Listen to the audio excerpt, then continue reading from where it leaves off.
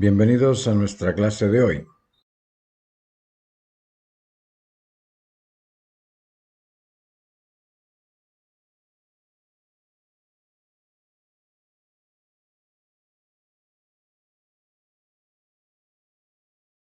Bueno, esto es simplemente una reunión para ir descubriendo procedimientos técnicos y para ir comentando aspectos de los materiales, de la plástica y cómo podemos hacer las cosas con una mejor calidad. De eso se trata. Así es que yo me gustaría que si tenéis alguna inquietud, preguntaos qué es lo que más os cuesta a la hora de preparar toda esta serie de materiales, qué cosas os interesa conversar, si de aceites, si de pigmentos, si de óleos, si de soportes, si de materiales, no sé, ver Yo, qué es lo que os interesa, porque de esa forma se hace más entretenido. Si me pongo a dar la charla, van a quedar cosas por aquí y por allá.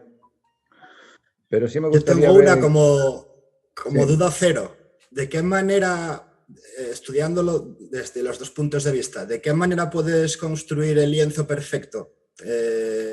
Desde el punto de vista que tú tengas acceso a cualquier tipo de material en el mundo, que creo que una vez dijiste algo de lienzo belga, y por otra parte, todo lo contrario, ¿de qué manera puedes construir un lienzo con los mínimos recursos por casa, oye, coge maderas, coge una sábana, encólala con cola blanca, con lo que tengas, para tener los dos casos opuestos? Te voy a dar la receta simple. Aquí tenemos un ejemplo. Esto es una tablita de trupán chiquitita, y esa tablita de trupán está cubierta por una tela normal y corriente. Es una tela de sábana, así, literalmente, es una tela de sábana. Son los desperdicios que quedan por ahí de las telas, yo las guardo. Y para este tipo de cosas, para un ejercicio, para una preparación de un boceto, para algo así os sirve. ¿Cómo preparé esta? A esta tela la humedecí, la eché un poquito de engrudo de centeno y con el engrudo de centeno le puse sobre la tabla. La tabla tiene un marquito. Si veis, aquí es una tabla y ahí tiene un bastidor. El bastidor está pegado a la tabla. Le puse engrudo de centeno para pegar la tela. ¿Por qué le puse engrudo de centeno y por qué no lo pegué con cola fría? Si yo lo pego con cola fría, no voy a poder separar nunca esa tela de la tabla, porque la cola fría se mete dentro de la celulosa, tú tiras y arrancas todo y se te rompe.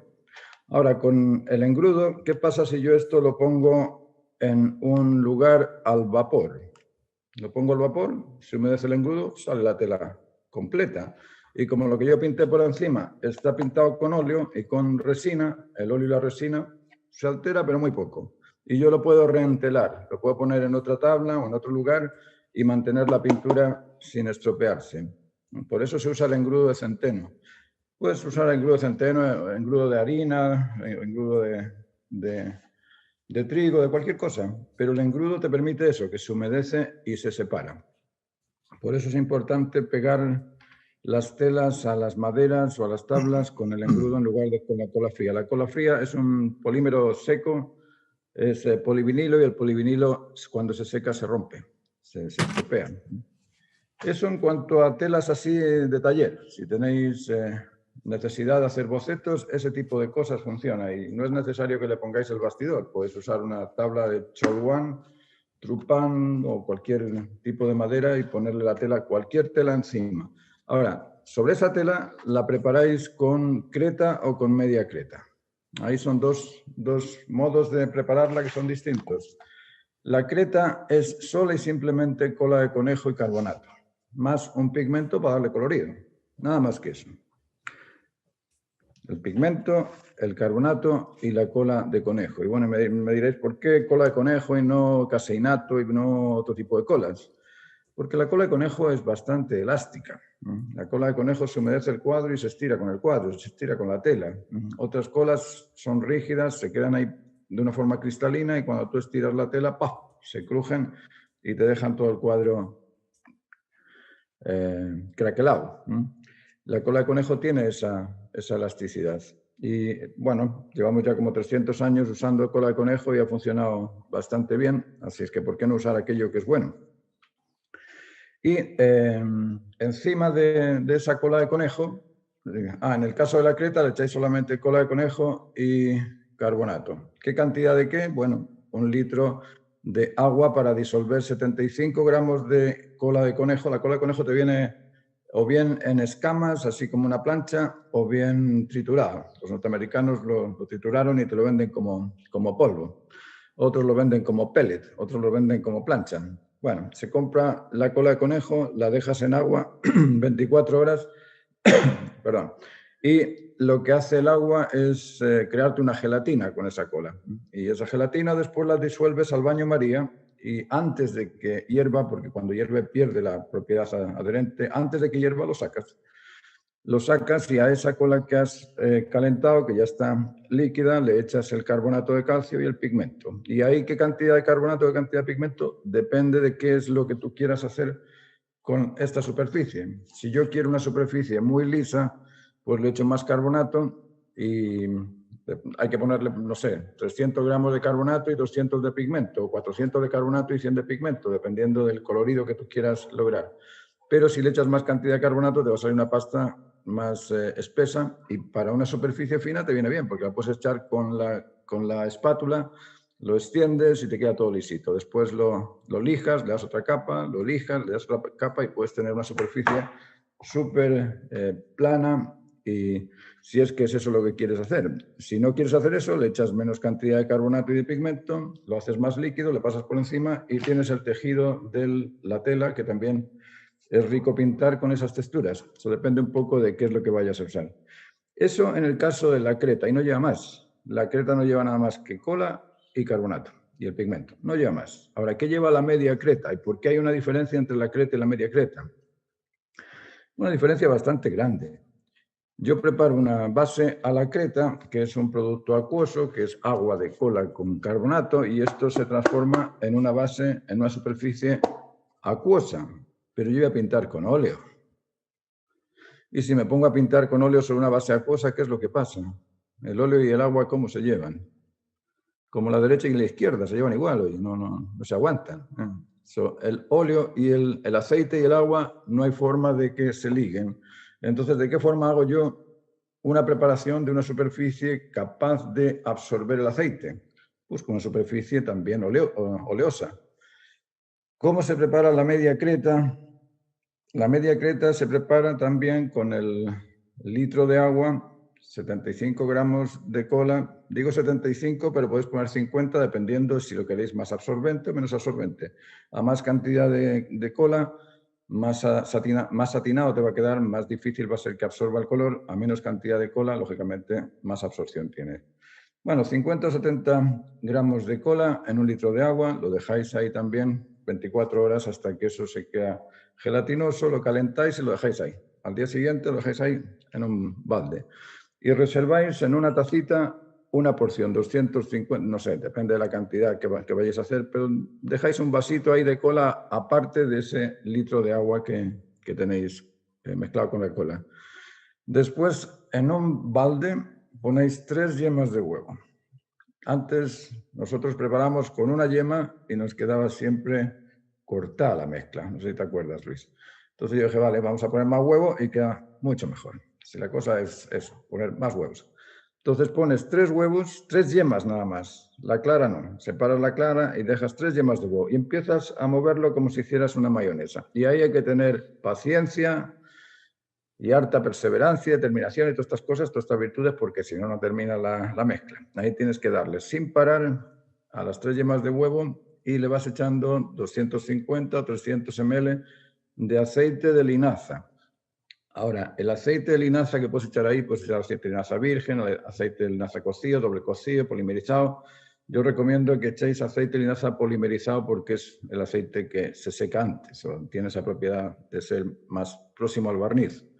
Y le echáis 250 o 300 ml de aceite de linaza y vais haciendo la mayonesa. Y cuando termináis de echarle los ml que tengáis ahí de aceite, le echáis encima poco a poco y gota a gota el resto del agua de cola que os quedó en el bote que estabais calentando la cola.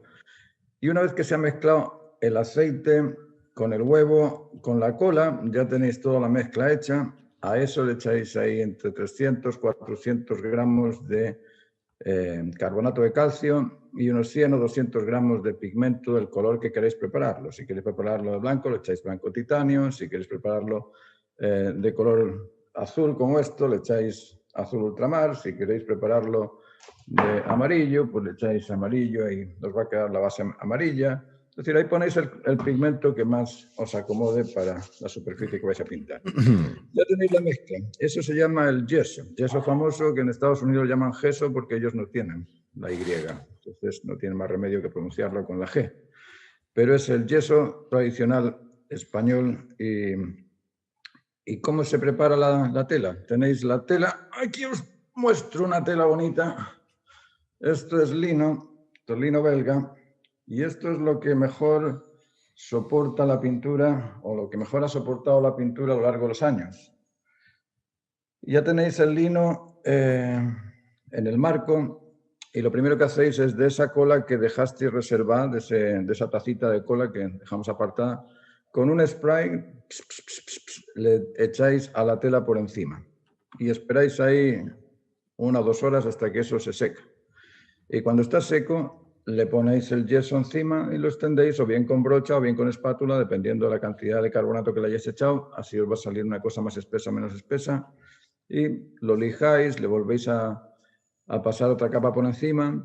El lijado, al principio, la primera capa conviene lijarlo. Las últimas capas, más que lijarlo, es tomarse un poquito de lienzo, hacer una muñequilla y humedecerlo un poquito con agua y lo paséis por encima y queda bastante lisa la superficie. Esa es la forma de preparar una tela, y la diferencia entre la creta y la media creta es que esta tela sí que te va a absorber el aceite, porque el huevo te hace de emulsión, es un emulsionante que te une el aceite con el agua. Así es que esa es una de las maneras más tradicionales de preparar los lienzos. Eso en cuanto a la preparación de la superficie. Después, claro, si quieres proteger ese cuadro, lo lógico es que por detrás le pongas o bien un cartón que te cubra el bastidor o bien... mira, yo he llegado a hacer mezclas con trementina y con cera y le pongo por detrás para ver si eso funciona. No sé, hay cosas que funcionan, depende de la situación atmosférica donde estéis. Aquí, por ejemplo, tenemos un problemón tremendo, porque esto es mar y 100 kilómetros adentro hay una pared. Y esa pared es una cordillera de 6.000 metros y cuando viene cualquier cosa que venga del mar, afecta. En los cambios aquí los cambios de tiempo, los cambios de temperatura modifican mucho el ambiente, y sabéis que lo que más afecta a la pintura es la humedad. El óxido es lo que oxida los pigmentos, y aquí cuando hay cambios de temperatura se humedece la tela, se humedece el pigmento y se oxida. Entonces los cuadros cambian muy rápido. En 10 años lo que pintaste verde resulta que ahora se transformó en casi azul, no sé, hay muchos cambios. Pero bueno, esa es la forma de preparar la superficie, o así es como lo preparo yo. Hola, buenos días. Hola, ¿Qué tal? Gustavo. Bueno, eso que usted decía de la preparación de la tela, del engrudo, es algo que muchos quizás no pensamos en nuestra obra como algo que trascienda, en algo que dure a través de los años. O sea, el hecho de preparar una tela de buena forma es algo que van a agradecer también los restauradores en caso de que nuestra obra trascienda, que es lo que debiéramos todos aspirar, creo yo. Por ejemplo, los restauradores necesitan a veces reentelar cuadros y restaurarlos. Y claro, si está hecho con cola fría, como decía usted, eso va a ser imposible porque se va a desprender todo. Entonces, claro, de ahí la importancia de que nosotros no solamente preparemos bien las cosas pensando en ahora, sino que siempre pensando a futuro. Entonces, eso es algo que le puede otorgar muchos años más de vida a un cuadro, producto de que está bien preparado y se puede restaurar. Lo otro que tenía notado acá, con respecto a la cola de conejo. Acá en Chile, no mucha gente que pinta sabe, por ejemplo, qué es una cola de conejo. Entonces, nosotros, los que ya estamos acostumbrados, en el caso suyo, Martín, claro, nosotros hablamos de la cola de conejo, pero mucha gente, verdad, no lo conoce. Yo recuerdo una vez cuando Guillermo Muñoz Vera hizo una charla acá en Chile, y él hablaba de los óleos alquídicos y de la pintura alquídica. Y realmente de todo el mundo las preguntas, en vez de consultarle a él cómo hacía para pintar o cómo era su estudio, cuál era su experiencia, le preguntaban qué es un alquídico, otros le preguntaban qué es una cola de conejo. Entonces, finalmente yo creo que ahí Guillermo se dio cuenta de la ignorancia que tenemos acá en Chile, que toda la gente que estaba ahí en el auditorio era gente que pintaba. Entonces, tenemos un desconocimiento muy grande. Por eso yo encuentro que este programa va a ser súper bueno para las personas que están empezando. O sea, la cola de conejo, partamos diciendo que no es una cola fría. Acá nosotros cuando decimos cola, quizás nos imaginamos que es un pegamento polimerizado, pero es un pegamento sintético, como es la cola fría. Y no, pues son cadáveres de animales. O sea, estamos hablando de residuos que son orgánicos. Entonces también es bueno saberlo. ¿Por qué? Porque el olor que puede dejar una cola de conejo natural, digamos, preparando un cuadro, porque ahora venden sin olor también, pero si tú compras una cola de conejo o cola de carpintero, acá a Chile llega como cola de carpintero, entonces, si tú preparas un cuadro con esa cola, realmente el olor de esa tela puede durar mucho tiempo. Y no sé si usted recuerda, Martín, que han habido casos en donde han devuelto cuadros por el olor que tenían. No, sí, es cierto, eso es cierto. Bueno, si os explico un poco de dónde sale la cola de conejo, espero que no os dé mucho asco, pero la cola de conejo es el colágeno que une la piel de los animales al músculo. Y la forma de hacerlo es sacándole la piel al conejo, se llena un bidón de pieles hasta arriba, y le llenas el bidón de agua y le echas morro de cabrito, morro de oveja, bueno, le echas un montón de otras cosas que también tienen colágeno y lo dejas hervir durante un tiempo hasta que se evapora casi toda el agua, tiene que quedarte un sexto de ese bidón. De hecho, nosotros lo hicimos allá en la parcela y mamma mía, eso sí que era fétido, fétido, fétido. Bueno, y lo que te queda ahí después de haber hervido todo ese agua es una cosa medio gelatinosa que lo extiendes sobre una superficie de vidrio o de una bandeja, lo dejas ahí secar y se transforma en cristalino. Eso es lo que es la cola de conejo. El que viva en el campo y tenga conejos alrededor, pues que aproveche y fabrique la cola porque es muy simple, muy sencillo hacer. Lo único que tiene que hacer es paciencia y limpiar todos los pelitos que te quedan ahí. Y matar al conejo primero, ¿no? En el jugo, claro, y tener el conejo. Aquí en Chile normalmente no se comen los conejos, así que los matan y los dejan por ahí tirados. Y yo digo, pero demonios, tráeme el conejo, yo lo aprovecho. Pero, Martín, pero es bueno el tema ese del olor y lo que se produce cuando uno prepara. Yo, de hecho, siempre las colas de conejo las he preparado en mi casa, en mi hogar. Y bueno, ya llevo 6 divorcios ya, solamente por eso.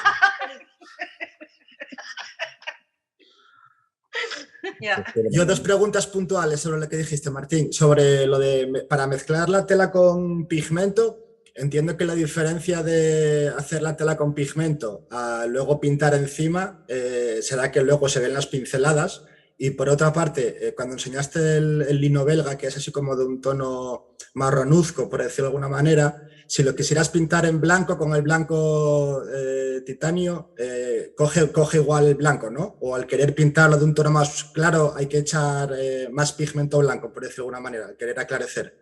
Mira, todo esto depende de qué es lo que vayas a pintar. Si yo voy a hacer un retrato, yo lo voy a pintar, lo voy a preparar al bolo. El bolo es la misma preparación que hacía Goya. Goya te mezclaba con el carbonato, le mezclaba tierra sevilla y ese tierra sevilla es una especie de rojo burdeos que te sirve, te acomoda para un retrato, porque en el retrato así lo utilizas como medio tono. Pero si vas a pintar un paisaje, lo puedes pintar azul, si es que quieres aprovechar el azul del cielo, como ese que está ahí atrás, eso se prepara también con azul. O si quieres pintar, no sé, una cosa verde, pues poner un pigmento verde. El pigmento te da color nada más. Ahora, lo que tú dices, si cambia el color con esto del lino, es cierto, cambia mucho. El lino que tú ves aquí ahora marronáceo, o así medio gris, beige, cuando pasan 10, 12, 20 años, se transforma en gris de blanco y negro, gris de zinc, gris que no tiene nada que ver con esto. Es un gris sucio. Tío. Y ese gris sucio de la tela, si tú le has puesto muy poca cantidad de imprimante a la tela, lógicamente la tela tiñe lo que hayas pintado encima de gris. Ese es el caso de este cuadro que te digo que vi de Dalí. Dalí lo había pintado con aguarrás y con muy poco pigmento, y cuando la tela se cambió de color, pues cambió todo lo que había encima de la tela. Eso es un problema que surge con todos estos cuadros que tienen muy poco colorido, no colorido, sino que tienen Cantidad. Claro, poca cantidad de yeso en la preparación. Entonces yo os aconsejo que hagáis lo que hagáis. Si queréis pintar con muy poca pintura, bueno, preparaos una superficie de yeso, al menos que tenga un par de milímetros, como para que después eso se pueda sacar de la tela y reentelarlo.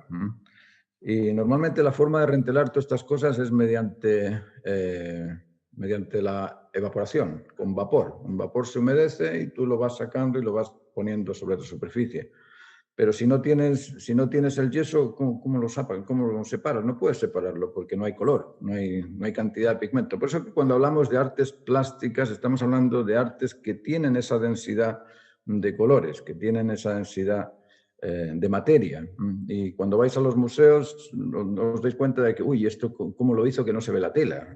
Claro, porque le puso una superficie bastante gruesa en yeso, porque pensaban que, bueno, si pasa algo, le saco el trapo y le pongo otro trapo detrás y ya está, arreglado. Pero últimamente, como esas cosas no se explican, pues generalmente uno pinta con lo más cómodo y lo más barato es agarrar un tubo de aguarrás o trementina y diluir el color, y así el tubo, se alargan muchos cuadros, pero lo que pasa es que después pierdes esa pintura muy fácilmente. Así es que sí, la tela siempre afecta a lo que pones encima. Y bueno, eso en cuanto a la tela. Después está cómo te preparas los colores también, porque vas a pintar con óleo ahí encima. Antes pintaban con un temple y después sobre el temple pintaban con óleo, y el temple también hacía de emulsionante entre la creta, porque en aquel entonces no se preparaba la media creta, se preparaban las tablas o los lienzos a la creta y después encima, para conseguir ese mediador entre lo que es acuoso y oleoso, te pintaban al temple. El temple no es nada más que una solución de una yema de huevo. Partís un huevo, os quedáis con la yema, tiráis la clara y a esa yema la llenáis de barniz dámar o de almáciga o de cualquier barniz, y bueno, cualquier barniz que sea consistente con lo que vais a pintar. No vais a poner barniz marino, pero barniz de retoques podría servir porque tiene algo de dámar, pero sobre todo barniz dámar, agua y la yema de huevo. Hacéis una mezcla con esos tres elementos y eso lo mezcláis con el pigmento, le echáis ahí al pigmento y hacéis los colores. Y antes lo hacían así, preparaban esos colores para hacer de emulsión con la pintura al óleo, y después sobre eso pintaban al óleo. Y muchas de estas grisallas que se empezaron a hacer al principio se hacían también así, se hacían con temple y después encima se pintaba al óleo. Ahora, ¿qué tipo de óleo? ¿Cómo preparáis los óleos? Hay varias formas, cada uno en esto de la cocina es exactamente igual que cocinar alimentos. Cada uno tiene su gusto, uno le gusta más salado, más dulce. Rubens, por ejemplo, y Rembrandt, yo tengo aquí lo que ellos utilizaban para mezclar el pigmento con el aceite. Y ellos usaban aceites pesados al sol. El aceite se pone sobre una bandeja, se deja ahí 4 o 5 días, le vas dando la vuelta con una espátula para que no te quede esa telena que queda por encima, te deja como una especie de plástico encima del aceite, le vais dando vueltas para que se espese, y vais a notar que en una semana de ponerlo al sol cubierto con un vidrio para que no le entre polvo, ese aceite se transforma en algo parecido a la miel, se queda mielosa. Bueno, ellos hacían ese tipo de aceites pesados, lo mezclaban con trementina de Venecia, que es otra miel también. La trementina de Venecia, no sé si la habéis visto por ahí, es carísima, pero es muy buena porque es un producto preresinoso, por llamarlo de alguna manera. Y mezclaban a ver si me recuerdo, la trementina de Venecia con el aceite espesado, y ahí le ponían dámar o almáciga. La almáciga también es otro tipo de resinas.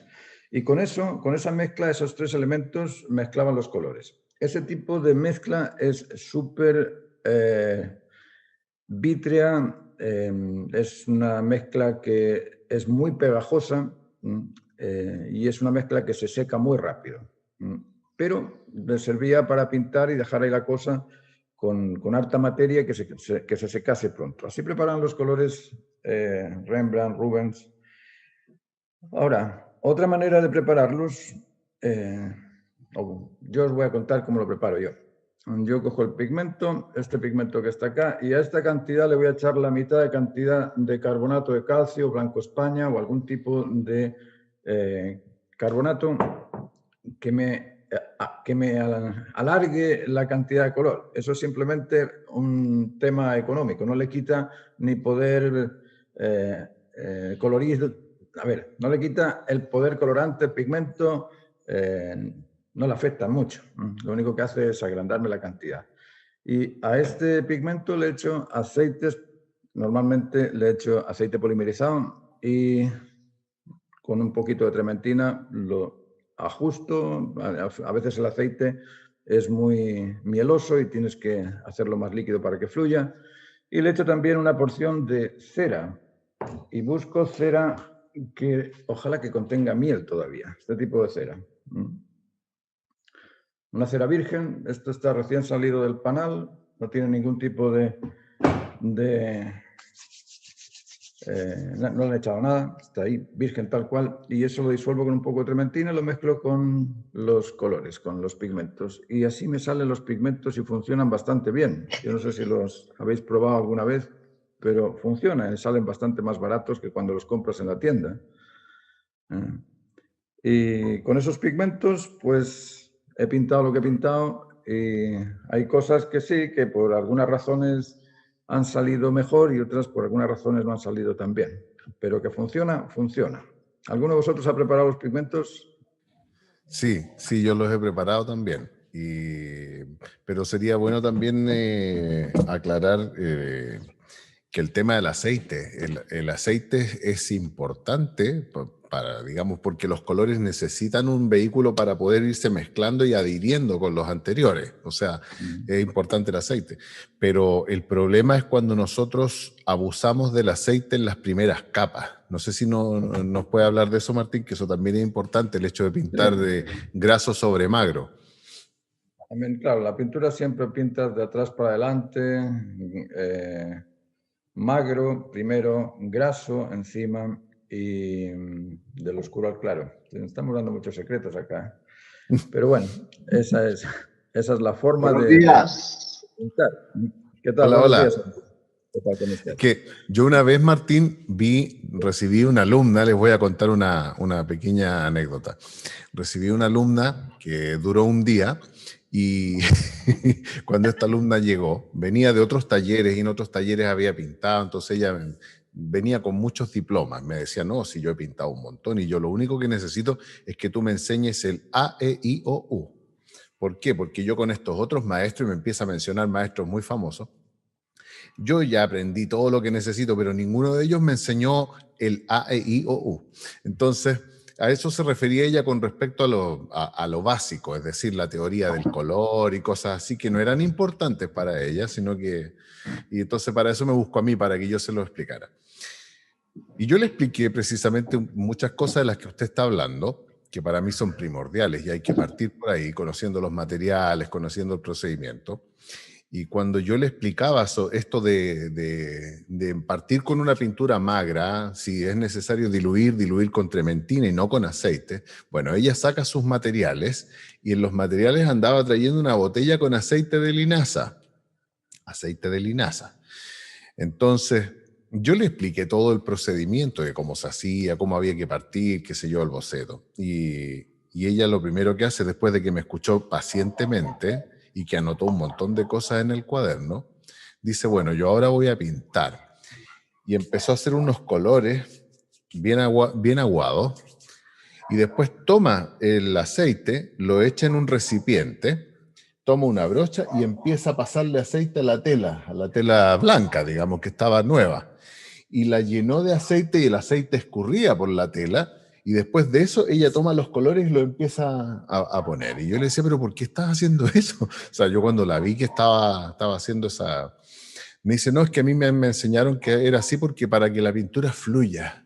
Entonces yo le decía, no, pues esto es terrible lo que tú estás haciendo, le estás poniendo aceite a la base de la tela, que digamos no tiene ningún sentido.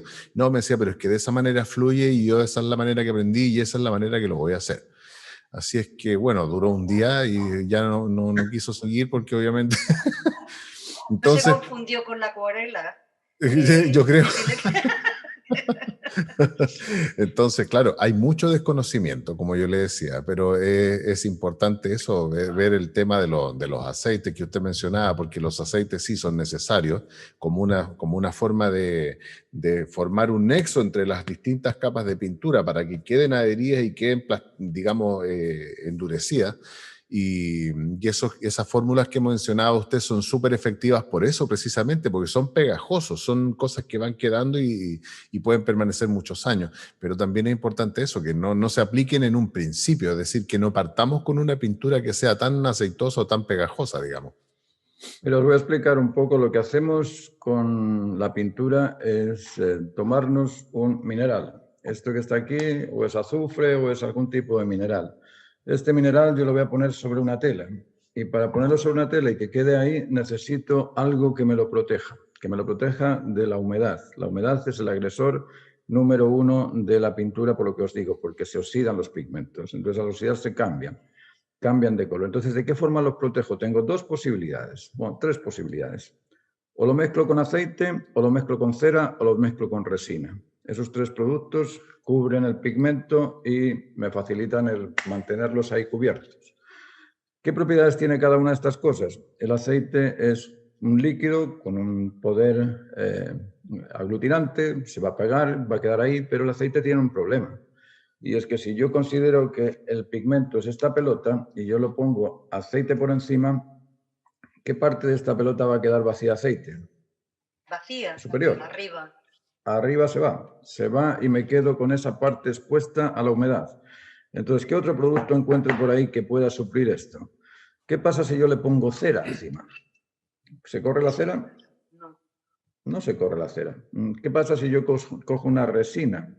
¿Lo pongo por encima? ¿Se corre? No se corre. Es decir, esos 2 tipos de protector del pigmento son los mediums que nosotros usamos para pintar. Entonces, ¿qué propiedades tiene cada uno? El aceite, como os digo, es licuosa, es elástica, es plastic, es una cosa que se estira y se encoge. Vale. La cera no tiene esa elasticidad, es opaca, tarda mucho en secar y es densa. La resina es vítrea, se seca mucho y es brillante.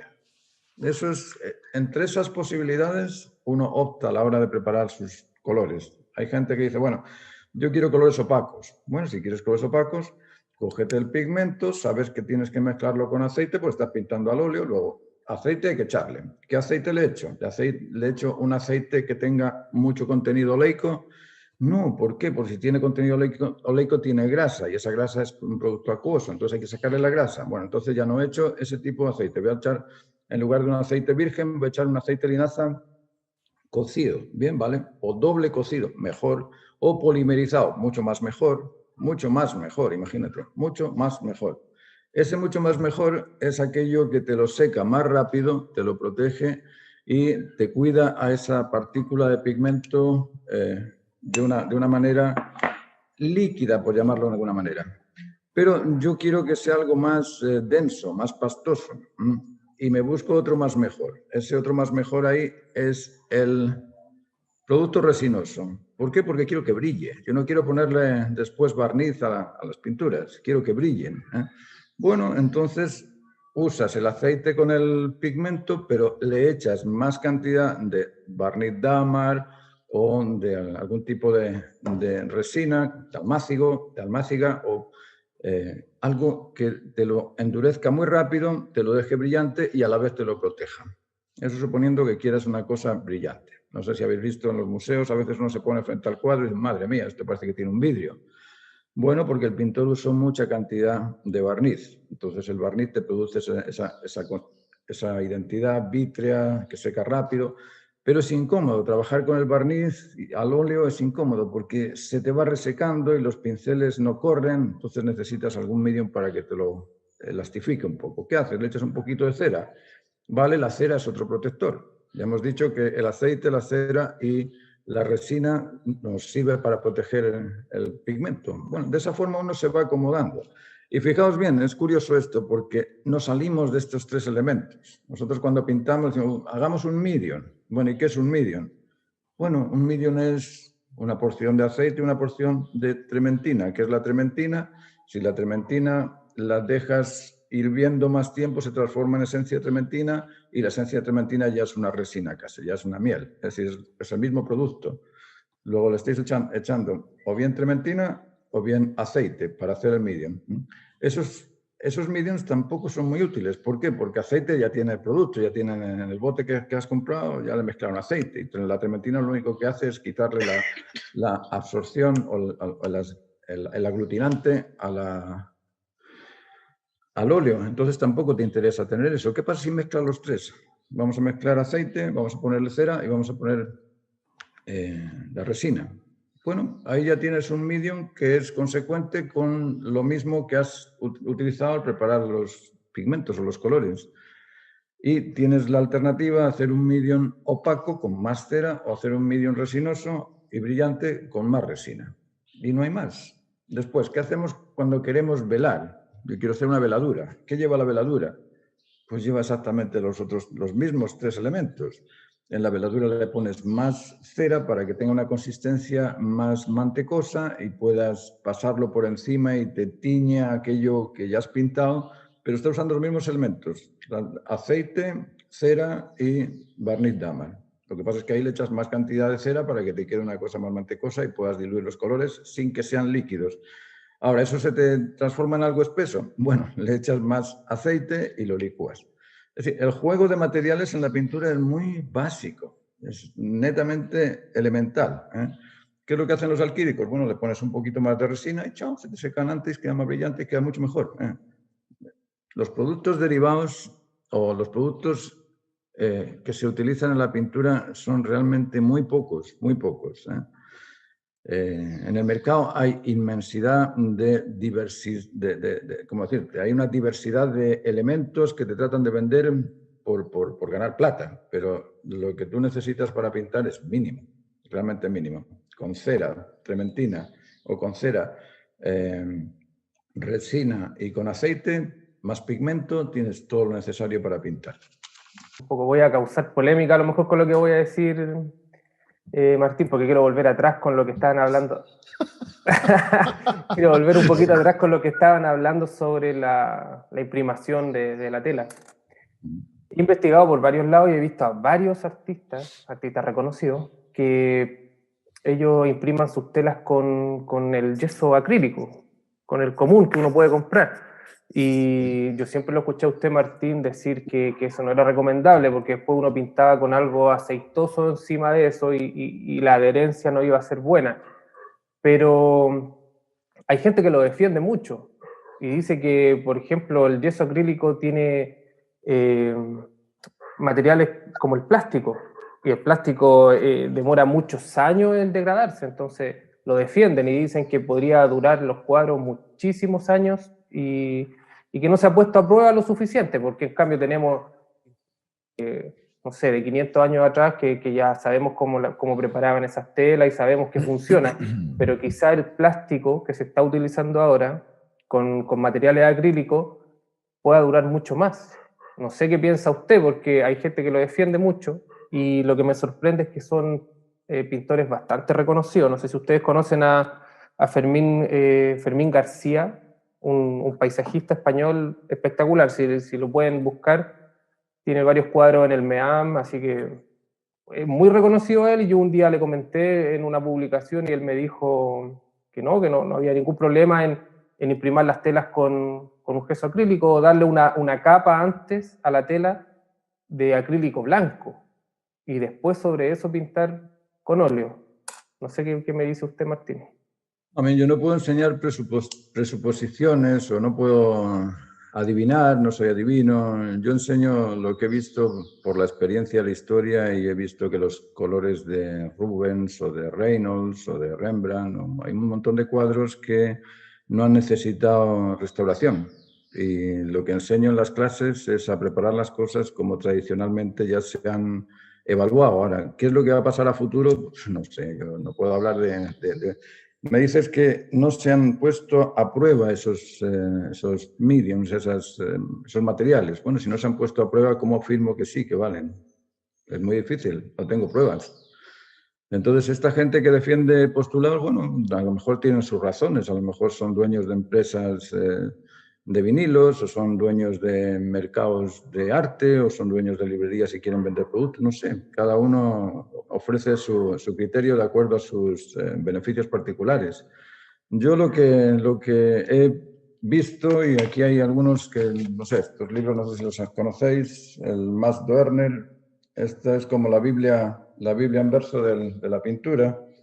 Este señor, que es un señor que también hizo algo parecido, el Ralph Mayer, aquí te habla de todos los tecnicismos y procedimientos, todo esto.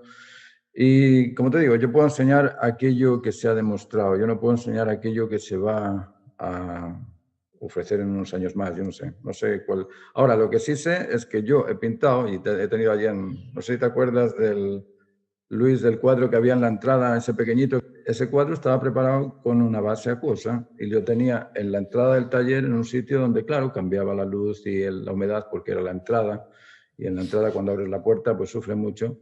¿Qué pasó con ese cuadro? Ese cuadro se desconchó entero, se cayó entero. Yo veía como, esto parece, ni un terremoto lo saca. Y era un cuadro que estuvo ahí pocos años, porque me lo regaló, lo puse allí. ¿Cuánto tiempo pasaría? 3 o 4 años. En 3 o 4 años, expuesto a las condiciones climáticas normales de acá, se fue el cuadro. Yo he tenido esa experiencia. Yo, frente a esa experiencia, no te voy a aconsejar que lo hagas así, y menos siendo docente, pues si estoy tratando de explicarte algo que te sirva, no te voy a dar ese consejo. Ahora que sí, que hay gente que te defiende los colores al agua, ya no son al óleo, ya son colores al óleo al agua. Yo digo, ¿qué estás diciendo? Colores al óleo al agua. Eso es como una contradicción, ¿no es cierto? Bueno, yo todavía no he probado esos colores, no sé si son buenos o malos. Hay gente que dice que son buenos porque no huelen. Bueno, a lo mejor porque no huelen son buenos para tu nariz, pero no sé si serán buenos también para la naturaleza. La naturaleza es la que te manda, no la nariz, así que no sé qué es lo que va a pasar con eso. No, en cuanto a las posibilidades, puede. Mira, el blanco titanio todavía no se ha demostrado si es estable o no es estable. Se dice que es muy estable. Bueno, vale, pero lleva 100 años funcionando. Vamos a ver si en otros 300 años más sigue ahí. Son productos que están al alero de la investigación y bueno, y hay que esperar. Pero no puedes defenderlo simplemente por testarudez y decir, no, es que eso, mira, es bueno porque yo lo digo. Bueno, sí, está bien. Sí, hay gente así también. Y hay que decirles que está bien. ¿Qué vas a hacer? Oiga, Martín, pero sí, es súper bueno. ¿Por qué? Porque ha pasado en la historia también que han habido periodos de la historia en donde los pintores usaban, por ejemplo, aceites de nuez, de almendra y de un montón de cosas distintas. Y claro, pasaron 100 años y se dieron cuenta que la reacción química tardaba 100 años en comenzar a afectar ciertos colores que contenían cadmio y al final los ennegrecían. Y claro, y vemos que hay una generación de cuadros que se malogran por eso. Pero claro, en 100 años tuvieron que pasar 100 años para darse cuenta, pero ya una vez que esos cuadros se malogran no hay cómo arreglarlos. Entonces, sí, para mí lo ideal es utilizar esas técnicas que ya llevan más de 200 años y no fallan. Entonces, claro, eso es como lo mejor. Y por lo demás, ¿quién piensa hoy en día qué es lo que va a pasar con mi cuadro en 200 o 300 años más? Nadie piensa en eso, no importa a nadie. Entonces, por eso que si a mí no me importa la duración de mi trabajo, yo voy a usar lo que sea, voy a pintar con saliva si quieres, lo mezclo con el pigmento y ya verás cómo me queda bonito. Está bien, y es un adherente. Bueno, es decir, Martín, cuando pierdo la noción de la calidad o de la importancia, bueno, ahí entra todo. Entonces eso que hay usted gente, sí, hay gente que... eso que usted mencionaba de ese cuadro que se desprendió, que usted lo tenía en la academia, ese cuadro actualmente lo tengo yo. ¡Oh! ¡Sí! Mitch. Bueno, ¿por qué? Porque vas a usar el marco y la tela, yo creo, porque el resto No. De hecho, no se veía. lo he utilizado mucho en mis clases. Lo he usado mucho en mis clases para... Como modelo, como ejemplo. Sí, bueno, hay No, otra cosa que les voy a contar. Martín muchas veces hacía bocetos o a veces hacía dibujos en algún papel y él los tiraba.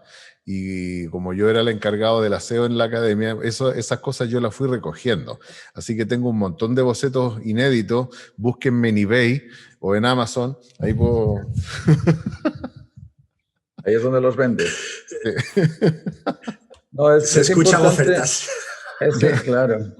Es importante comprender sobre todo los procesos de oxidación de los materiales o los procesos de terminación de aquello que empieza. Sabemos que todas las cosas nacen, crecen y se mueren, y los minerales no son más que otra cosa, así es que eso también nace, crece y se muere. Entonces es bueno darse el tiempo de evaluarlo uno mismo, no solamente de escuchar, porque a veces, claro, te lees el libro y dices, uy, ya me lo he leído, bueno, pero hazme la tortilla. No, es que no sé, la receta estaba por ahí. No, tú tienes que hacerlo para poder darte cuenta de que sí, mira, esto toma tanto tiempo cambiar de color o no cambiar de color. No sé si te acuerdas, Luis, con Daniel. Daniel tenía ese palo con las cantidades de los mediums, saber qué medium se secaba antes. Hizo como, no sé, hizo un montón de mezclas para saber con qué rapidez se secaba un medium u otro, con qué rapidez se secaba una veladura, si quedaba brillante o no brillante, y le ponía papelitos tapándolos y cada día le iba sacando papelito para que le diese la luz a esa porción que había hecho. Y bueno, él estaba estudiando. Eso es el estudio. El estudio no es solamente escuchar con las orejas, el estudio es tener la experiencia propia de aquello que te dice el profesor. Y de esa forma se dio cuenta de que, mira, hay tales aceites que son mejores que otros, tales aceites que se conservan mejor, hay tales aceites que se secan antes, que se secan después. Luego la experimentación es muy útil, y es útil también que tengáis, no sé, un diario, algo así, que lo vayáis llenando de texto, y si tenéis otro, pues mejor, porque cuanto más tengáis, mejor, y ahí vais poniendo experiencias de cosas que os salen. Eso es ahondar en el asunto. La opinión, opinar de que es mejor el acrílico o es mejor el óleo o es mejor... Bueno, vale, es simplemente eso, una opinión. Ahora, la experiencia del trabajo es lo que te garantiza si esa opinión es digna de absorber o la dejas ahí en la boca del que los pone. Hoy en Causé día, os polémica, digo la ¿ven? verdad. ¿Perdón? Causé la polémica, lo que dije.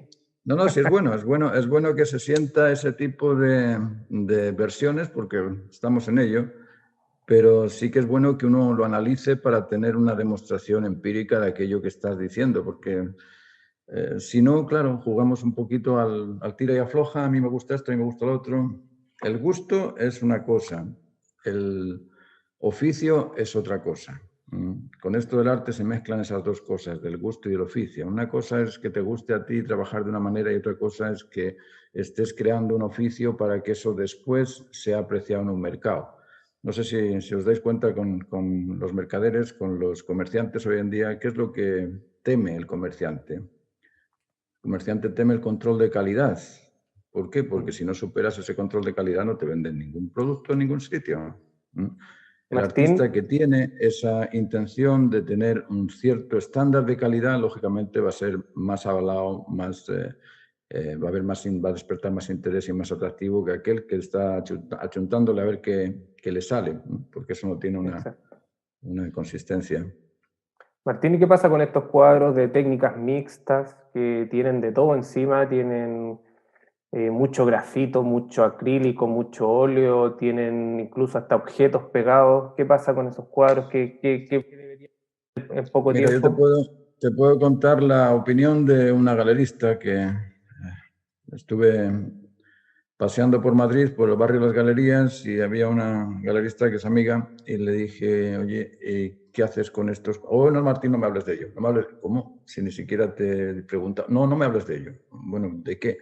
Pues mira, que me vienen los clientes, española, española.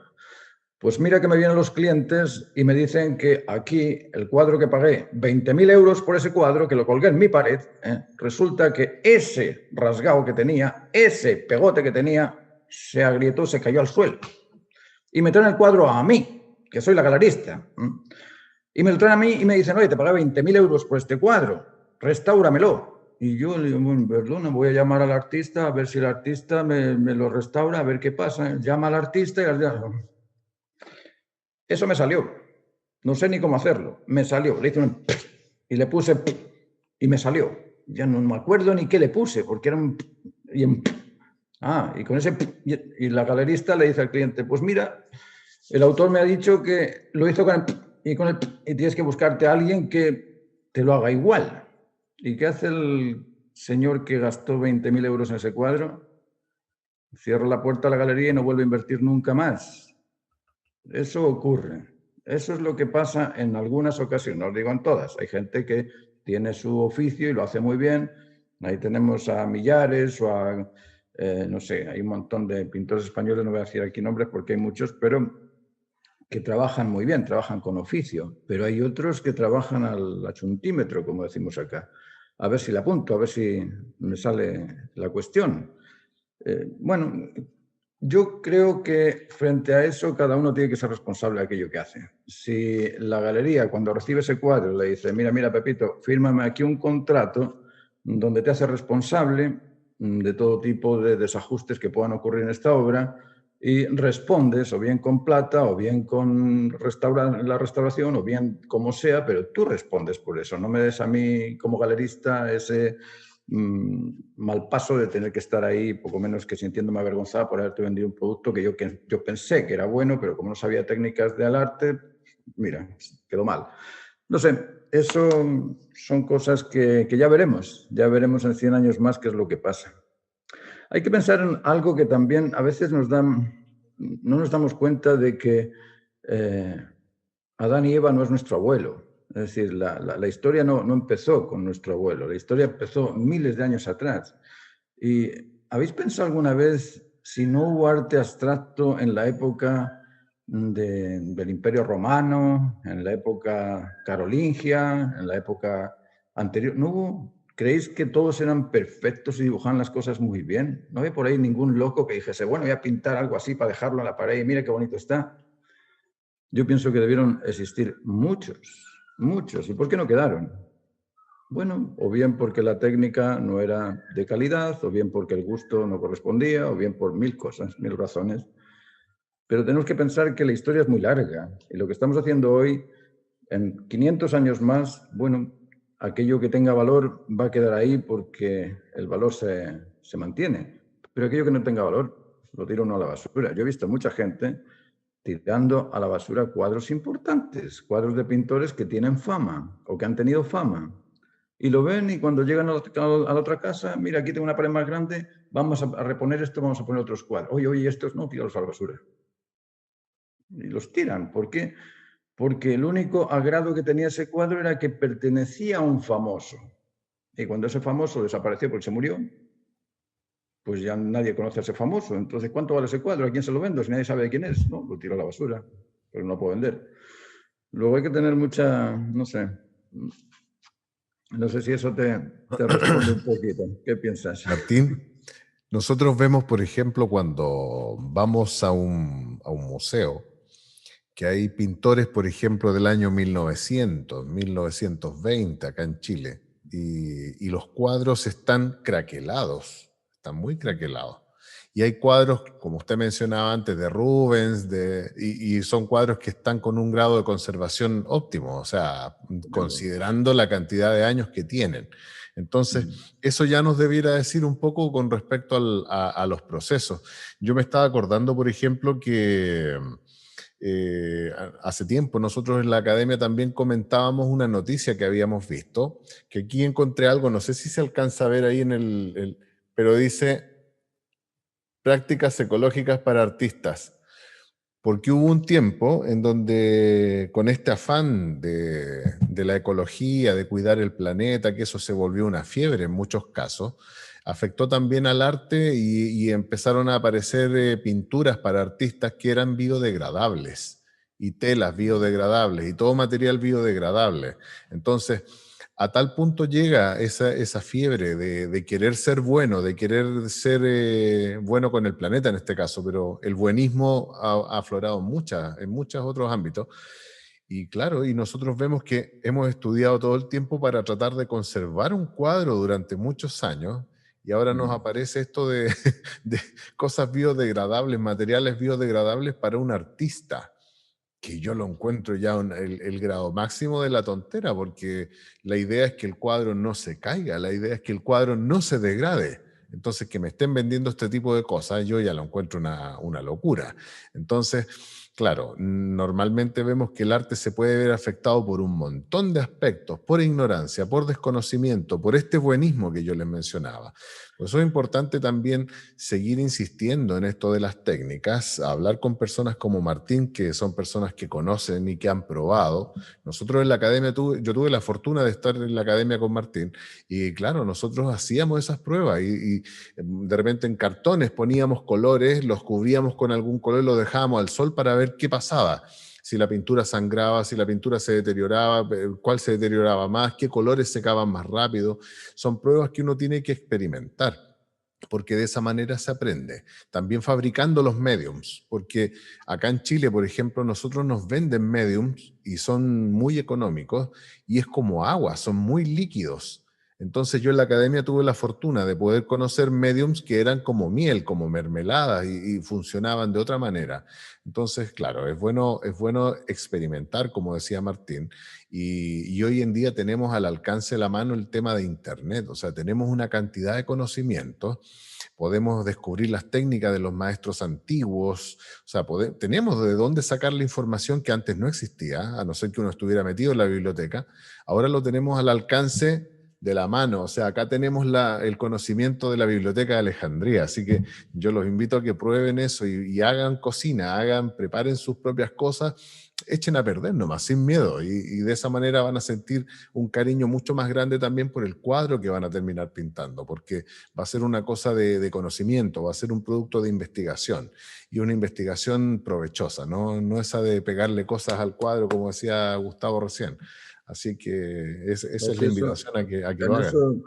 Tienes mucha razón en eso de que Internet tiene de todo, pero lo que no tiene Internet, a pesar de que tiene mucho, yo le llamo el dios Google, el dios YouTube, para mí son dioses eso, porque tienes de todo ahí. Pero lo único que no tiene Internet es algo que a mí me llama mucho la atención. ¿Por qué en Internet no existe discernimiento? Porque esto es como tener todos los materiales para hacer la casa. Imagínate, yo estoy aquí en el campo y tengo yeso, cemento, madera, tejas, todo lo tengo aquí.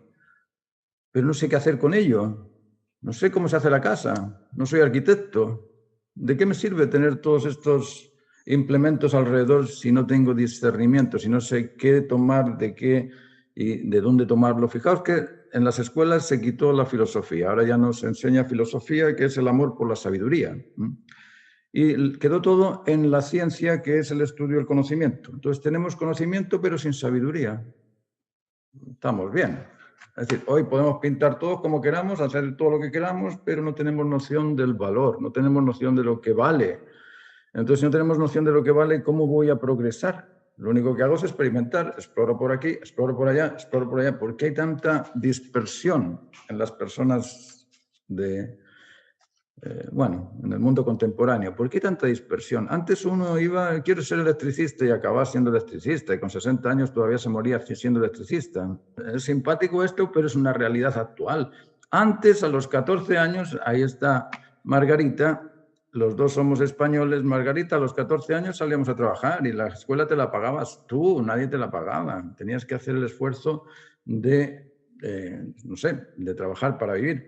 Eso se ha cambiado mucho, mucho, y aunque tengamos estos recursos de Internet, como tú dices, Luis, que es cierto que tenemos un montón de recursos ahí, pero nos falta el discernimiento para saber qué de todos esos recursos es aquello que me vale, que me mejora, que me sirve para poder profesionalizarme. Y como hay tanta diversidad, esa diversidad nos pierde.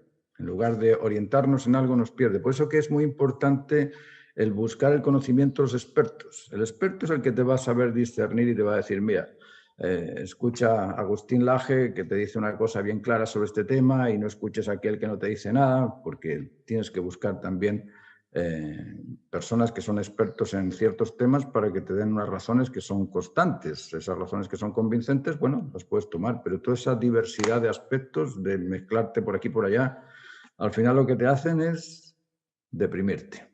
Y acabas, ¿dónde? En el psicólogo. Y después, en el psiquiatra. Y finalmente, drogado.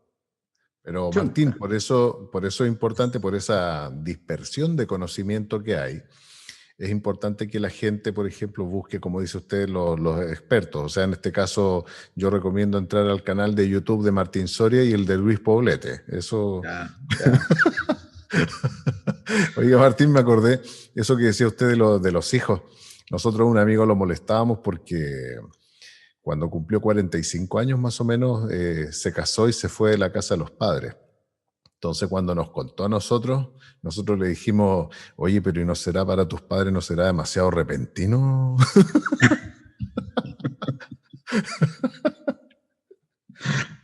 Así que eso, métanse al canal de Luis Poblete y de Martín Soria. Vaya, vaya. ¿Alguna pregunta más? ¿Alguna cosa más que podamos comentar? Son dos preguntas totalmente diferentes, ¿eh? Una es cómo proteger un dibujo a carboncillo, que luego con lo delicado que es, no sé si era algún tipo de laca o algo de eso, pregunto desde la ignorancia.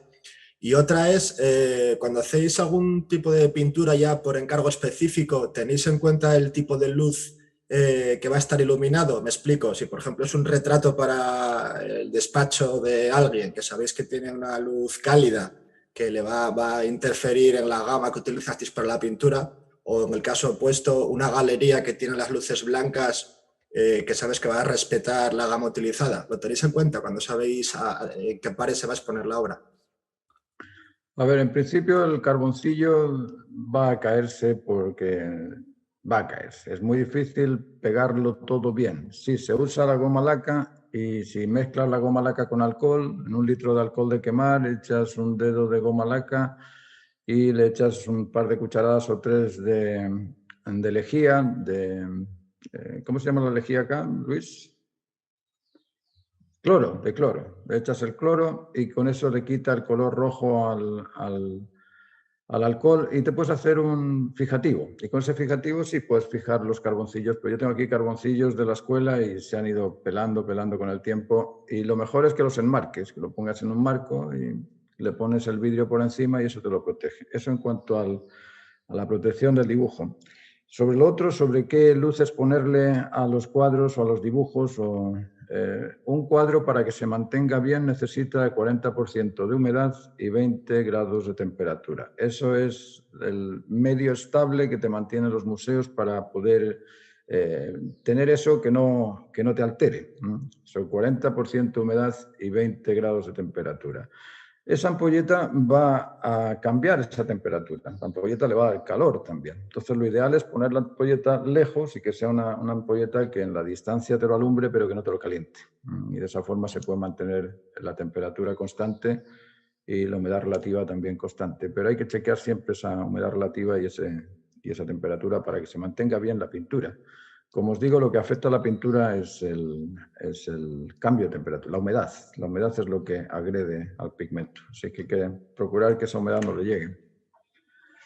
Martín, sí, eso con respecto a lo de los carboncillos, porque a mí si hay algo que me gusta mucho es el dibujo. Yo antiguamente utilizaba fijativos. Hay unos fijativos en spray que acá en Chile son muy malos. ¿Por qué? Porque acá, por ejemplo, consideran que es mucho más de cuidado el cabello humano que una obra de arte. Entonces, acá, por ejemplo, encontramos muy buenas lacas para el pelo, para uso cosmético, y muy malos fijativos. Los fijativos de arte son muy malos. Entonces, cuando yo los aplicaba, me acuerdo que salían restos de goma, como de resina, y quedaban adheridos a los dibujos y era una cosa muy mala. Y finalmente yo me di cuenta también que cuando yo trabajaba, ya sea con carboncillo o a veces con lápiz de grafito, al fijarlo con estos fijativos en spray, perdía contraste. Es decir, los colores negros, los oscuros máximos, ya no se veían tan oscuros y perdía mucho contraste el cuadro. Y yo a veces tenía que volver a retocarlo y no me daba cuenta que era por el fijativo. Entonces, cuando ya lo noté, para mí la receta ideal es enmarcarlos inmediatamente. O sea, yo incluso ya tengo prefabricado unos marcos para inmediatamente enmarcar aquellos dibujos valiosos. y obviamente con un passepartout, con una orla, que mucha gente piensa que el passepartout que va por la orilla es de uso decorativo solamente, y no, ese passepartout tiene que tener cierto grosor para que el dibujo no quede topando con el vidrio, es decir, para poner una distancia entre el dibujo y el vidrio. Entonces, si uno hace ese dibujo con carboncillo, que como dice Martín, sí, si uno lo mueve y algo se le va a salir, lo ideal es enmarcarlo de inmediato con un passepartout, qué sé yo, con vidrio, para evitar y no tener que aplicarle estos productos químicos, porque como les digo, acá en Chile eran bastante malos. Martín, una cosa, ¿podría, no sé, explicarnos un poquito sobre el papel? Porque de repente uno dibuja y toma a veces cualquier papel, y el papel también es importante en el caso del carboncillo. Y por último, lo que iba a decir que, claro, cuando uno habla de carboncillo, uno tiende a pensar en la barra de carbón. Pero claro, la barra de carbón se hace polvo después y prácticamente se cae mucho. Pero también están los lápices de carboncillo. Yo uso de esta marca, que son General, y son bastante buenos. O carboncillo prensado, y también tienen mayor fijación, como este. Claro. Y bueno, yo creo que hay que tomar en consideración mucho el papel. No sé qué nos puede decir usted sobre eso, Martín. Es que cada país tiene sus papeles. Yo usaba en el Times una cosa que se llama Illustration Board, y ese Illustration Board es un papel grueso muy bueno y resiste todo tipo de cambios de temperatura. Era como una tablita con una superficie adherente. Aquí no hay esos papeles, aquí no llegan. Bueno, no sé ahora, yo te estoy hablando yo llevo 5 años sin visitar una librería, así es que no sé, a lo mejor hay otros materiales ahora. Pero los papeles Fabriano, los papeles Canson, los papeles, no sé, Hegel, los papeles... hay muchos tipos de papeles. El Ingres, por ejemplo, para el carboncillo, yo usé en la escuela Ingres y todavía están acá los dibujos, algunos se mantienen bastante bien. Pero si vais a hacer algo importante, yo iría por la tabla. Yo dejaría el papel a un lado y me prepararía una tabla con Duco y con el aparejo. Ubicáis el aparejo de Sipa, echáis... El aparejo es lo que se utiliza para los marcos, no tengo por ahí ninguno, pero es como la base que se usa antes del lacao de los marcos. Y el aparejo tiene una propiedad bastante buena, que es que si lo mezclas con carbonato, tú le puedes dar aquel tipo de absorción que necesites para el dibujo. Entonces mezclas aparejo con carbonato y lo disuelves con diluyente Duco.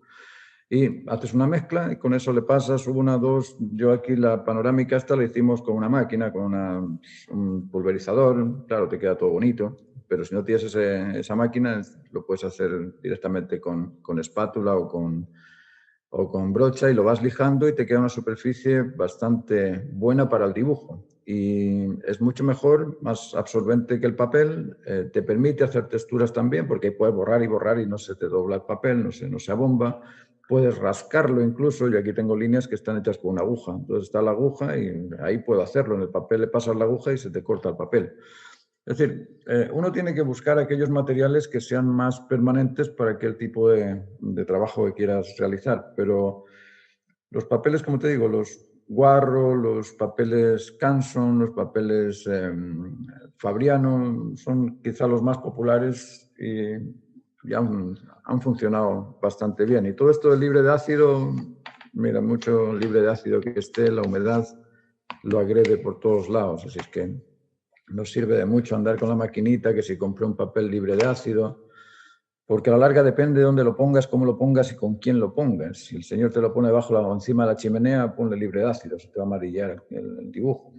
Y a veces el cliente no sabe qué hacer ni dónde poner los cuadros. Si le dices al cliente que te mantenga un lugar a 40% de humedad y 20 grados de temperatura, ¿quién va a estar por ahí midiendo todos los días 40% de humedad? ¿Entiendes? Entonces, no sé, a veces uno tiene muchas consideraciones con las cosas y después la misma naturaleza te lo va transformando en otra distinta. Pero para el dibujo, bueno, puedes usar cualquiera de estos colores que te digo, cualquiera de estos papeles que te digo.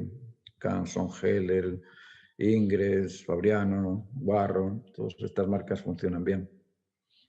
Martín, no es porque yo tenga algún tipo de auspiciador ni nada, pero este es lo que usted estaba mencionando. Ese es el SIPA. Es el... Y como les decía, no es que a mí me estén pagando algún tipo de oficiadores, pero les recuerdo que esta marca se llama SIPA y lo pueden adquirir en Sodimac. Nos está llevando a su casa. Ahora, a ese SIPA hay que echarle carbonato de calcio, y carbonato de calcio lo más puro posible. No vale el yeso tal y como lo venden en las ferreterías. Tenéis que buscar un carbonato de calcio bien puro para que quede una superficie pareja. De esa manera, sobre una tabla podéis preparar una base y dibujar tranquilamente. Allí en la academia empezamos a hacer dibujos sobre eso y salió famoso el trabajo con alcohólico maraca. Sí. ¿Verdad que sí? Esa era la preparación. Nosotros trabajábamos sobre esas superficies de tablas preparadas con aparejo y carbonato de calcio y después encima diluíamos Martín, el grafito con alcohol y goma laca. Alcohol y goma aclaremos laca, que no es alcohólico alcohol maraca. y goma laca.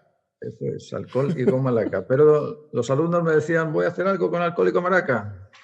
Sonaba más bonito. Sí. Le quería pedir un consejo antes de irme, Martín, bien corto. Sí. ¿Cómo uno puede defender una obra ante un cliente? En 15 minutos más llega un cliente y tengo que yo, de alguna forma, vender mi obra y demostrarle que tiene que llevarla. ¿Cómo lo puedo hacer?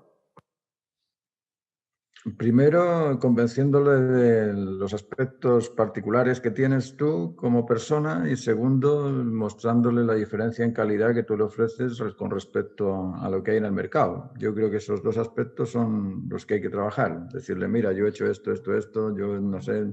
El yo-yo te va a garantizar quizá la confianza si lo sabes entregar de una manera convincente, y por otro lado, los aspectos técnicos. Mira lo que he hecho, cómo lo he hecho, de qué manera. Esas dos cosas son... No te puedo decir que te pongas corbata como lo hacía yo cuando empezaba con las... y llegar ahí, que vengo del Washington Times. No se puede.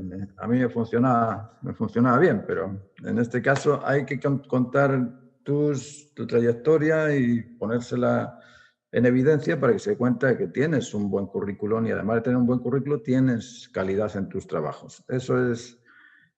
y que soy alumno de Martín, eso es lo más importante. Eso es lo más importante, así es que tranquilo, Gustavo. Muchas gracias, chiquillo. Ahí nos vemos otro día, estés muy bien. Muchas gracias. Chao. ¿Alguna pregunta más? ¿Alguna duda más? Martín, ¿sí? Con respecto a eso que decía Gustavo, también es bueno crear en el cliente la necesidad.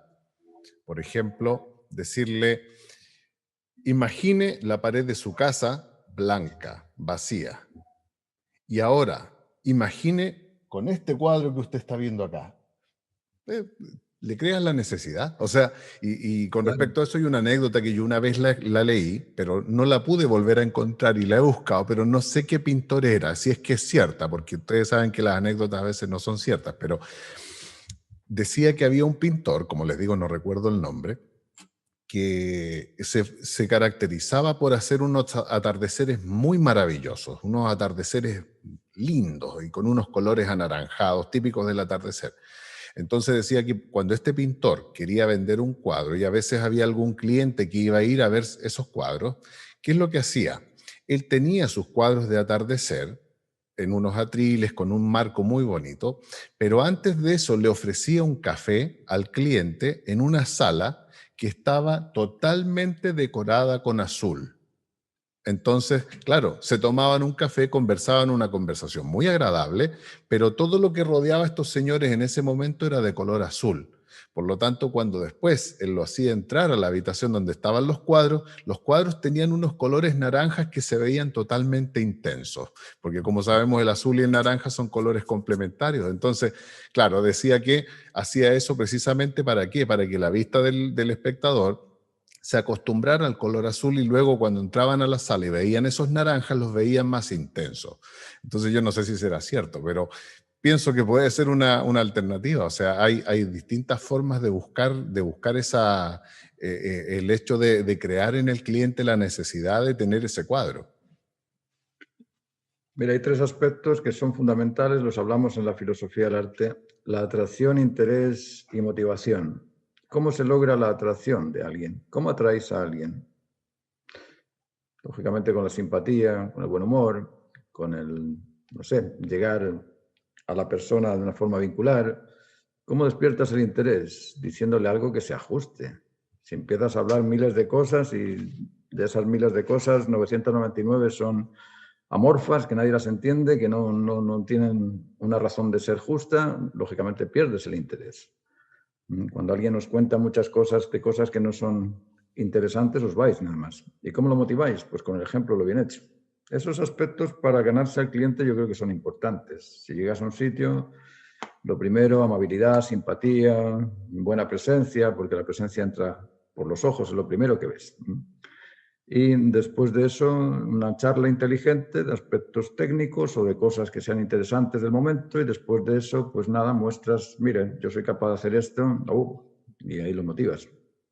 Pero eso es importante considerarlo, uno no se da cuenta, uno agarra la maleta y va a cualquier sitio de cualquier manera y piensas que, bueno, se van a interesar por mí, se van a motivar a comprar y les voy a resultar súper atractivo. Y no funciona así, no funciona. Para todo hay ciertas reglas, estamos en el cosmos. El cosmos es orden, y ese orden, para ordenar las cosas, tiene una ordenanza. Es decir, en todo hay una regulación, en todo hay un orden y una ordenanza. Y en esto de las ventas también. No sé, yo hice ahí un cursillo de negociación comercial y me dijeron, mira, lo importante de la negociación es que tengas un buen bistec. Le pones una buena comida, y después de que esté satisfecho con la comida, le ofreces el proyecto. Ahí habláis del negocio. Pero primero que sienta que, wow, recibí algo rico para el cuerpo. A lo mejor eso funciona también, no lo sé. Por ejemplo, el cómo disponerse ante el cuadro, cómo ponerse a pintar. Yo veía gente que empezaba a pintar. A ver, que si era el modelo, a ver si era el modelo. Pero, hijo mío, ¿por qué no pones el modelo haces un ángulo de 90 grados y el modelo en la bisectriz, en el centro, y ya no tienes que mover absolutamente nada, no te duele el esternocleidomastoideo ni ninguno de esos músculos? Pues no, se ponían mirando para allá y el modelo por allá. Cosas tan básicas como esas es el cómo me planto frente al caballete. A veces, hasta que no te pones ahí, como tú dices, Salirio, hasta que no te pones en el momento y en el lugar, no te das cuenta de cómo tienes que resolverlo. Pero sí, hay muchas cosas que se pueden conversar. Estas cosas son interesantes de irlas analizando y darse cuenta también de que la única forma de poder comprenderlo es experimentándolo uno. Porque, claro, yo les digo, venga, háganse los colores, sí, muy bien, pero hasta que tú no te pones ahí a amasar los colores y te das cuenta de, ¡ay, mira, con este color esto es más pedregoso que el otro es mucho más liso! Bueno, ahí estás encontrando diferencias. O mira, este color tiene una luminosidad superior a la del otro, o con este aceite me sale de una forma u otra. Esa experimentación es fundamental, es lo primordial en este tipo de conocimiento de los materiales, más que lo que te puedan explicar los libros y lo que te pueda decir el experto es la experiencia propia de cada uno. Y luego eso también aplicarlo al gusto particular, porque hay gente que le gusta que el color sea líquido y se extienda muy bien, y hay personas que no, que quieren una cosa pastosa y utilizar la espátula o un pincel muy grueso para que tenga más plasticidad. Bueno, ahí hay que ajustarse a las necesidades propias del artista. Y, como os digo, yo os aconsejo que lo probéis, que lo hagáis, que os hagáis también vuestras tintas, vuestras acuarelas, vuestros gouaches, vuestros pasteles, los mismos carboncillos, cosas que son tan sencillas de hacer y lo único que necesitas es una receta y la práctica. La práctica lo haces y saliste del problema. Y por eso que os digo que todo esto del arte es muy simple. Es muy simple. Complicarlo es un asunto que a veces lo hace por llenar espacios, pero la realidad de la pintura es muy simple. Lo que es complicado es el transformar un hábito en otro. Eso es lo complicado. Por eso que las clases que yo doy son clases más de filosofía del arte que de las técnicas, porque las técnicas le das la receta y chao. A mí cuando Margarita me manda las recetas de cocina, yo me pongo ahí en la cocina, las hago, ¡qué rico! Pero el disfrute de la receta está después de que lo he cocinado. Antes, aunque lo sabía, no me servía para nada. Con esto también pasa lo mismo. Y modificar esos hábitos de comportamiento cuesta mucho porque no somos, ¿cómo decirte? Es lo que os decía antes de los materiales. Tenemos al YouTube por ahí, al Dios Google, y no tenemos el discernimiento. El discernimiento es ese sentido común que nos hace elegir aquello que nos va mejorando. Eso es lo más importante de esta labor artística. Más que el comprender los materiales, es cómo yo me restauro, cómo yo cambio mis hábitos que son destructivos por los hábitos que son constructivos. Cómo yo me pongo a hacer la caja grande antes de empezar por la oreja. Mira que cuesta la cuestión de dónde demonios pongo la caja grande. Pero ese pensar en la totalidad por sobre lo parcial es lo que importa. Estamos buscando el bien común por sobre el bien particular, la totalidad de la imagen por sobre lo particular de la imagen, la totalidad del procedimiento pictórico. Si no tengo una superficie buena, ¿de qué me sirve pintar un cuadro maravilloso? ¿De qué? Si esa superficie va a hacer que ese cuadro maravilloso en 15 días esté destruido. Luego tengo que saber qué es lo importante, y ese análisis de lo importante es filosófico, ya no es técnico. Tú tienes que absorber aspectos de calidad que tienen que ver en ocasiones con la pintura, en ocasiones con el trazo, con la firmeza que tú tengas, con la observación de lo que vas a pintar. Porque, bueno, si tienes mucho conocimiento técnico, yo de esto tengo muchos amigos que tienen mucho conocimiento técnico, pero lo ponen al servicio de pintar una idiotez. Entonces dice, wow, qué bien pintada la idiotez. ¿Pero a quién le gusta la idiotez? A mí. Bueno, pues cuélgatelo en tu casa, pero no me digas que eres artista, que eres pintor, que eres profesional, que tienes un conocimiento técnico para ofrecer al mercado. No, te gusta a ti, guárdatelo tú. Es decir, ese tipo de cosas son las difíciles de cambiar, más que todo esto de los procedimientos técnicos. Lo difícil es restituir o restaurar el sentido común o la capacidad de discernir entre lo bueno, lo mejor, porque lo malo no existe. Ya no sé, eso lo dijo Einstein, ¿no? Que lo malo no existía. No sé quién lo dijo, pero parece ser que no existe. Entonces, si lo bueno existe, busquemos entre lo bueno lo mejor. Eso es lo que hay que ir viendo poco a poco.